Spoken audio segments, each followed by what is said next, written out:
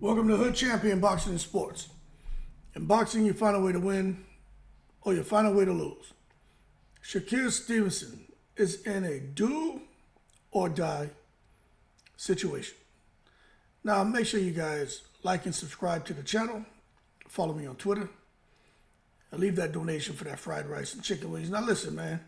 Shakur Stevenson is a guy who right now is under a lot of scrutiny because a lot of fans are feeling that, hey, his performances underperform. It doesn't matter how he outclasses his opponents. He kind of says one thing out there on social media, how he's going to come out here, dog somebody out, knock him out, punish somebody. He's quick to say that fighters are bums. He'll whip everybody's ass. That's, if you listen to Shakur Stevenson, you know.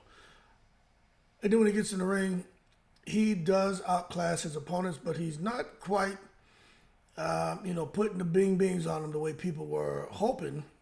And that's going off of the things he said he would do. But one thing I think fans realize is that the things Shakur Stevens saying he can do when it comes to knocking someone out and having power, they realize that that's not true. He can't do it.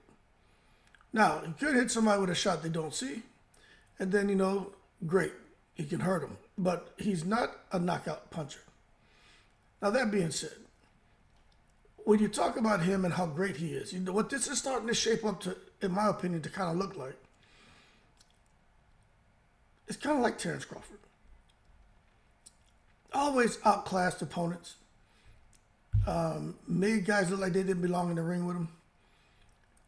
So those are the similarities, and that's where I'm going to kind of draw the line. The main discernment between Crawford and Shakur Stevenson.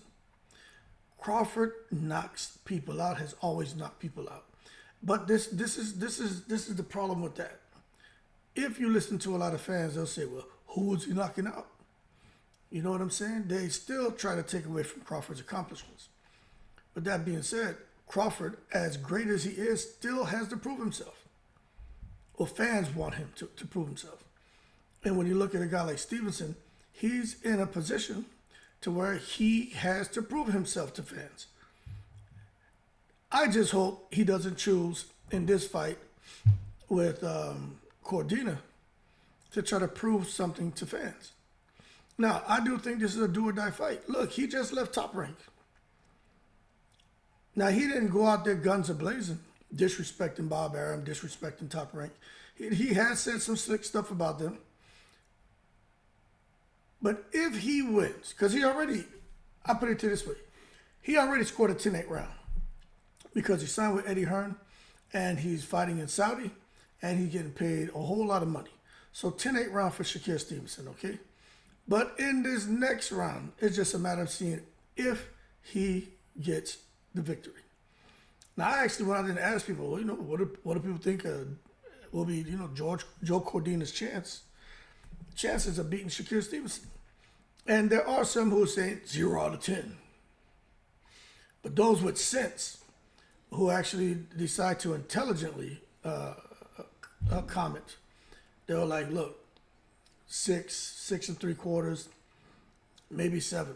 And the reason why they're giving Joe Cordina a chance to upset the apple cart, right, is because of Ben Davidson. Now, Shakur Stevenson's smart. Whatever they've been doing for him and his team have been doing, it's been working. Got the man through a stellar amateur career, got him to go out there in the Olympics, end up in a fight where many believe he deserved a gold medal. But the bottom line is, you don't just get through the amateur rankings and have a stellar career and then go as an Olympian and pick up a silver medal and turn pro because you don't know what you're doing. But the thing is this: the best fighter doesn't always win the boxing match. It's the boxer who fights the best. And with Joe Cordina having Ben Davidson there, you guys are going to see Joe Cordina do things that y'all haven't seen him do before. Y'all are going to see him be able to make some reads on Shakur Stevenson that you guys haven't seen before. And this is a fight where, for me, because I know a lot of people don't really understand what Ben Davidson brings to the table.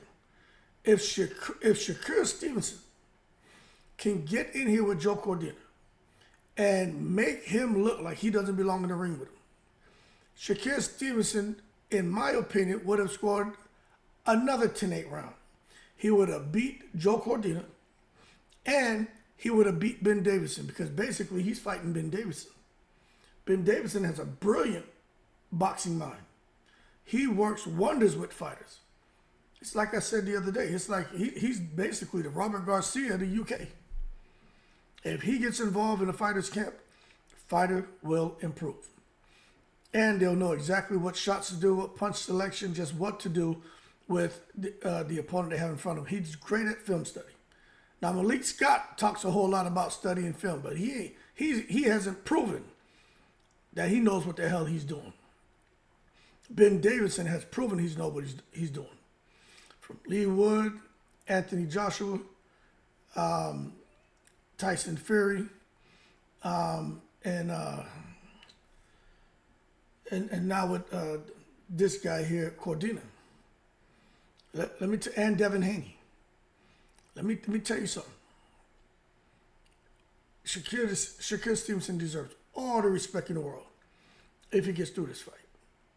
Now, if he doesn't, this is the die for Stevenson, right? When I say it's do or die, this is the die. If he doesn't get past Cordina, that means Ben Davidson made the difference. But Joe Cordina can fight, and he can crack, and he can set you up for that big right hand. And Shakur Stevenson's out here fighting. He's left-handed. He's right-handed fighting southpaw. Understand, people. Joe Cordina and Ben Davidson are going to be looking to release the southpaw's kryptonite, the mega boom right hand. And you better believe me, if Cordina gets there with that mega boom right hand, it is going to have an effect on Shakur Stevenson. The thing is, can they do it? And that's what's going to be the challenge for them. But if they get there, let's say Shakur Stevenson loses the fight, it's all die. Now, Eddie Hearn wants Shakur Stevenson to sign like a lifetime contract with him. You listen to Eddie Hearn, but he's a talker. So I take shit Eddie Hearn says with a grain of salt. Sounds like he wants Shakur Stevenson to sign his life away, work with him all the way to the end of Shakur Stevenson's career. Because I think Eddie Hearn is banking on Shakur Stevenson having an outstanding career and huge wins and upsetting the apple carts and possibly bubble up to 140, a fourth weight division, and do magnificent things. But let me tell you, if Shakur can't do it, I think Eddie Hearn is going to look after the second fight, especially if he loses to, I don't even know if he fights Zepeda. Because if he loses here, he loses his title, so it's a must win. But there'll be a second fight and probably a rematch or whatever Eddie Hearn will try. But I don't know if he'll continue with Shakur, so that's not good. Going back to Top Rank, that's not good. Where does a guy like Shakur Stevenson go when you hear everybody saying that, hey, he's not entertaining, he's not a moneymaker? And if he comes out here now after rolling the dice on himself, which he won big, right, signing a 2-fight deal with Matchroom and being placed on a Riyadh season card, he got a 10-8 round. But if he comes out here and loses, it's a problem. So this fight with Shakur Stevenson, just like Joe Cordina's back is up against the wall, seeing that he's coming off of a knockout loss to Kakasi, I think Shakur Stevenson's back is against the wall too. I think Shakur Stevenson's back is going to be against the wall until he puts on the type of performances where fans just say, you know what, Shakur Stevenson is the truth. But he's got an uphill battle because a lot of fans that just don't want to give this man the credit he deserves. And I think a lot of fans keep forgetting that Shakur Stevenson started out at 126. That's small, man. I weigh 260. He's 126. I fought on Shakur Stevenson and he'll get knocked out. You know what I'm saying? And not from the smell of the fart. It's just from the blow, the wind coming out my ass. Whops. Shakur Stevenson just out for the count. You know what I'm saying? It was a small guy. He bubbled up to 130. Did the business there. Now he's at 135. I think Shakur Stevenson is very close to his natural walk-around weight. So don't. People need to remember that when you see him in the ring and not tranquilizing people the way, he wants to, because you can tell he wants to. But there's just 3 weight divisions. And for him to go to 140, I think he's got the skills to where he'll do very well. But people need to understand, you look at Mayweather, how Mayweather bubbled up multiple weight divisions. I think five weight division champion. But Mayweather had more pop than Shakur Stevenson. And that's a fact, right? And if you listen, as a matter of fact, De La Hoya, De La Hoya don't give a shit about nothing. De La Hoya out here dancing butt naked and shit. But De La Hoya, when he did that interview the other day, and everyone who asked about Floyd Mayweather's power, Shane Mosley, Sab Judah, De La Hoya, anyone who's been in the ring with Floyd, first of all, you never see nobody just try to run up on him. But they all said, when they asked him, does he have power? They all say, hell yeah, he has power.